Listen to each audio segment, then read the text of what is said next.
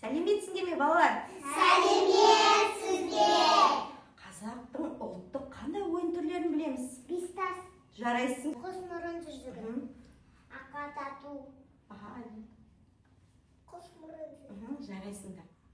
Балалар, қараңдаршы, қолымдағы құс мұрын жүзігінен бүгін ақшам шыр ойын ойнаймыз. Ойын шарты.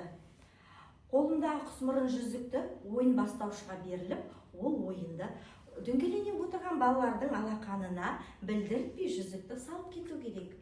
Ал ойын бастаушы ақшам шығым шық ортаға дегенде қасындағы балалардан ыртылып шыққан бала ойынды ары қарай жалғастырады. Ал егер де шығып үлгермей қасындағы балалар ұстап қалса, айбын ән, би, тақпақпен өтеген. Құс мұрын жүзігін Сафияға беремін. Ал енді орнымызға жайғасамыз. Құс мұрын жүзігі мен де ойынды мен бастаймын. Ала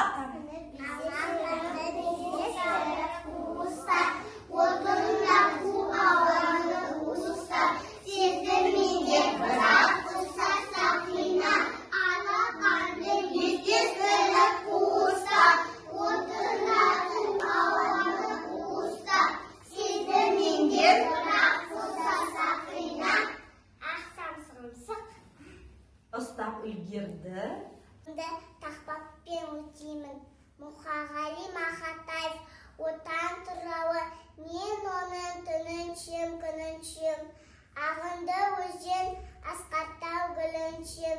Мен оның қасиетті тіліншім, мен оның құдіретті үніншім. Құс мұрын жүзігімен де ойынды мен жалғастырамын.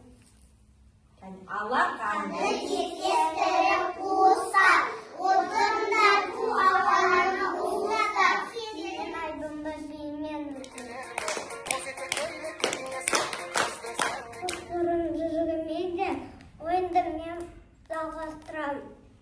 Алақанды кездестіріп қуса, отындар бұл ауаны ұстап, сенің менен бірақ болса сақина.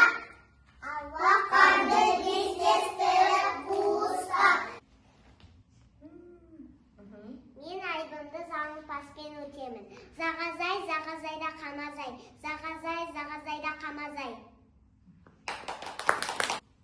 Жарайсыңдар, балалар. Енді осындай көңіл күймен ойынымызды аяқтап, ары қарай қазақтың ұлттық әні Бипыл әнімен жалғастырамыз. Атам келеді, билерін сал.